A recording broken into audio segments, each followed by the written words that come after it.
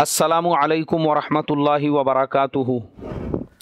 मेरे मोहतरम भाइयों, बुज़ुर्गों, दोस्तों, ये हमारा इस्लाह मुआशरा का 97वां सबक है। पिछले 2 रोज़ से ये ख़बरें तेज़ी के साथ में गर्दिश कर रही है कि राम मंदिर की तामीर दोबारा की जाने वाली है और उसकी तामीर के लिए 2 ट्रक भर के पत्थर भी अयोध्या में पहुंच चुके हैं। ये मैं ख़ास तौर पे इसलिए बता रहा हूँ क्योंकि हमारे मुसलमान भाई जो है ऐसी ख़बरों को देखकर बहुत जल्दी जज्बाती हो जाते हैं। मैं हमारे सिर्फ मुसलमान भाइयों को ही नहीं बल्कि हमारे उन हिंदू भाइयों को भी आज का ये मैसेज देना चाहता हूँ कि मेरे भाइयों, असल में ये जो मोदी गवर्नमेंट है ये हर महाज पर फेल हो चुकी है। इसने पब्लिक के साथ में जो वादे किए थे कि हम इंडिया को डिजिटल इंडिया बनाएंगे, शाइनिंग इंडिया बनाएंगे, ये तमाम वादे में नाकाम हो चुकी है। मुल्क का बुरा हाल है, हर जगह पे रिश्वत का बाज़ार गर्म है।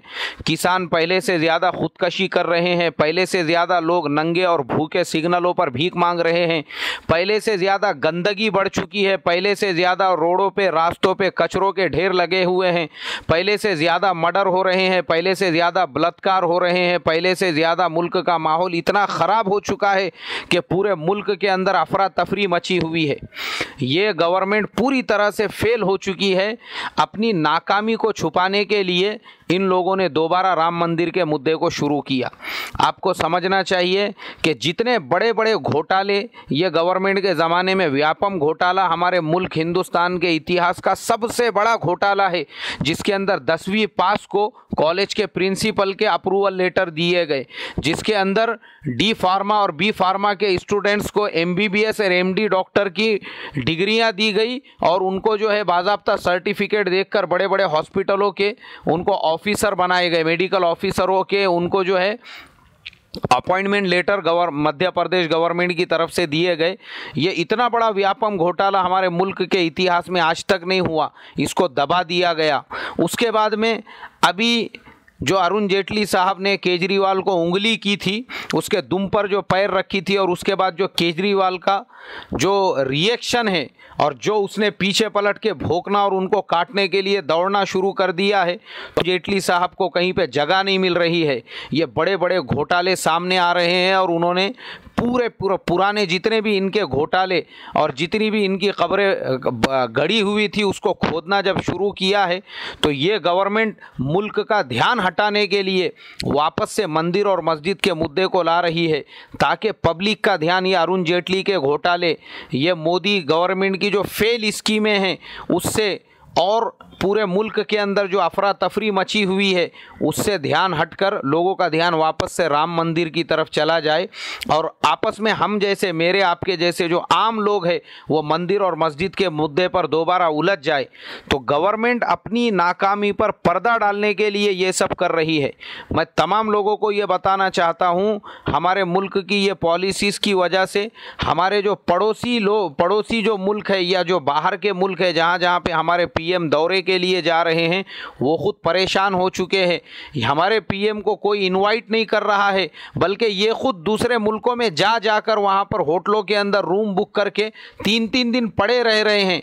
ये जब ऑस्ट्रेलिया में गए इनको किसी ने इनविटेशन नहीं भेजा था, बल्कि मोतबर ज़राए के ज़रिए से ये पता चला कि 3 दिन तक हमारे PM वहाँ पर पड़े रहे और वहाँ की जो PM हैं उनसे अपॉइंटमेंट लेने की कोशिश करते रहे और 3 दिन के बाद इनको वहाँ पे अपॉइंटमेंट की परमिशन मिली। वहाँ की गवर्नमेंट की तरफ से ऑफिशियल ना कोई इनको रिसीव करने के लिए एयरपोर्ट पर पहुँचा, बल्कि इन लोगों ने खुद मेरे और तुम्हारे टैक्स का जो पैसा इनके जेब में जाता है उससे इन लोगों ने 30 से 35 मर्सिडीज़ और BMW कारें किराए पर ली और किराए पर लेकर ये खुद अपने काफ़िले के साथ में वहाँ की PM को मिलने के लिए पहुँचे। तो ये इनकी असली सूरत, और ये सिर्फ इसलिए किया जा रहा है कि मुल्क के अंदर आधा % जो बड़े बड़े मिलेनियर है, अंबानी, अदानी, टाटा जैसे लोग, जिनके पैसों के ऊपर ये गवर्नमेंट आज कुर्सी पे बैठी हुई है, बेतहाशा पानी की तरह से जिन लोगों ने मोदी को पीएम बनाने के लिए पैसा बहाया हुआ है, उन लोगों को सबको अपना रिटर्न चाहिए, वो भी इंटरेस्ट के साथ, और वो रिटर्न नहीं मिल रहा है, इसके लिए वो भी परेशान है। और हमारे पीएम हत्तल इम्कान कोशिश ये कर रहे हैं कि जिन लोगों ने मुझे कुर्सी पर बिठाया है, मैं उन मिलेनियर्स को, उन कॉरपोरेट फैमिलीज़ को कैसे फ़ायदा पहुंचाऊं। भले ही मेरे मुल्क का शेतकरी और ज़्यादा गरीब से गरीब होकर ख़ुदकशी करे, मेरे मुल्क के अंदर और ज़्यादा गरीबी फैले, मेरे मुल्क के अंदर लोग परेशान हाल फिरे। आज मुझे बताओ, ये गवर्नमेंट जिसने हम तुमको अच्छे दिन का वादा देकर कुर्सी हासिल की थी, इसने मुझे और आपको कौन से अच्छे दिन बताए? इंटरनेशनल मार्केट में पेट्रोल का रेट 12 रुपये लीटर हो चुका है, वो आज भी मेरे को और आपको 66 रुपये लीटर मिल रहा है, यानी 4 गुना से ज़्यादा। क्यों? इसलिए कि गवर्नमेंट ने इंटरनेशनल मार्केट में रेट गिरने के बावजूद उसमें एक्साइज ड्यूटी बढ़ा दी।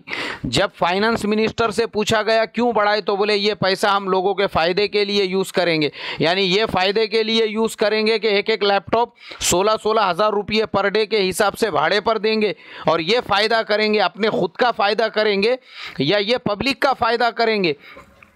अरे ये लोग अगर पब्लिक का फ़ायदा करने वाले होते थे तो ये वो पेट्रोल की एक्साइज ड्यूटी बढ़ाने की बजाय उसका रेट नीचे गिरा देते थे। तो ये फेल हो चुके हैं हर महाज के ऊपर। आप सोचो, इससे बढ़कर हमारे लिए और ज़्यादा ज़िल्लत की और सोचने की बात क्या होंगी। हमारे महाराष्ट्र के एक बीजेपी के मिनिस्टर के सगे साले ने, जो शेतकरी था, उसने तंग आकर ख़ुदकशी कर ली। जब मुल्क के लीडरों के और हमारे मुल्क के मिनिस्टरों के रिश्तेदार जो शेतकरी, जो किसान हैं, वो बेचारे खुशहाल नहीं हैं, तो तुम्हारे और मेरे जैसे गोर गरीब लोगों का क्या फ़ायदा होगा।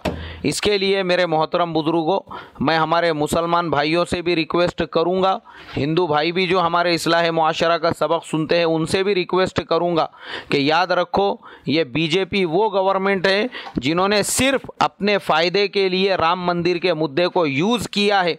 मुझे बताओ, अगर वहाँ राम मंदिर बनता भी है या नहीं भी बनता है तो तुम्हारा मेरा क्या फ़ायदा है? क्या तुम्हारे मेरे बेटे को कॉलेज के अंदर, यूनिवर्सिटीज़ के अंदर, उसके अंदर स्कॉलरशिप मिलने वाली है, विदाउट पेमेंट के उनका एडमिशन होने वाला है, उनको MBBS और इंजीनियरिंग की सीटें मिलने वाली है, या मुझे और तुमको गवर्नमेंट की तरफ से फ्री में घर मिलने वाले हैं, या तुमको और मुझे जॉब मिलने वाली है, या मुझे और आपको इससे फाइनेंशियल क्या फ़ायदा है? क्या मेरी तुम्हारी गरीबी दूर होने वाली है? क्या मेरे तुम्हारे घर पे 2 वक्त का खाना आने वाला है?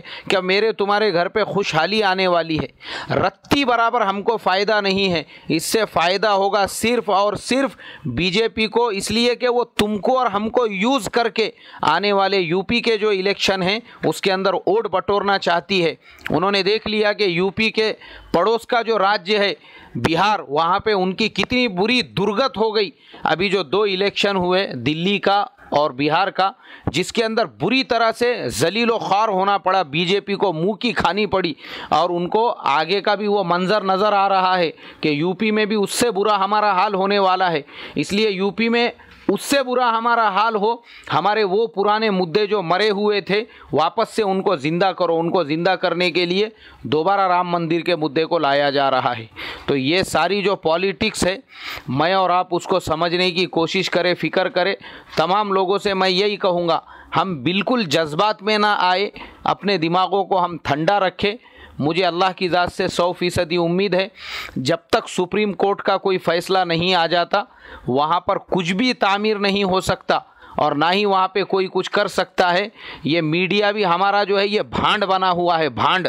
ये भांड मीडिया जो है हमारा भिखारी, ये कुत्ते हैं, ये इनके सामने टुकड़ा फेंको तो उसके नाम से ये भौंकना शुरू कर देते हैं। तो ये हमारा भांड मीडिया भी ऐसे मुद्दों को उसने नहीं उछालना चाहिए, बल्कि ऐसे मुद्दों पे पर्दा डालना चाहिए, या ऐसी चीज़ें लोगों के सामने नहीं हाईलाइट करना चाहिए, मगर पैसे लेकर हर चीज़ करने को ये तैयार है। इसके लिए ये जो भांड मीडिया है हमारा, हम इसके ऊपर भी ध्यान तवज्जो ना दे। ये बिका हुआ मीडिया है, ये सब मोदी के जो है आगे पीछे दुम हिलाने वाले हैं सिवाय NDTV के। तो मैं आप तमाम लोगों से रिक्वेस्ट करूंगा, हम सब्र का मुजाहरा करें और ये पॉलिसीज़ को हम समझते हुए हम अपने पर्सनल डेवलपमेंट पर ध्यान दें। अल्लाह मुझे आपको अमल की तौफीक अता फ़रमाए। अस्सलामु अलैकुम व रहमतुल्लाहि व बरकातुहू।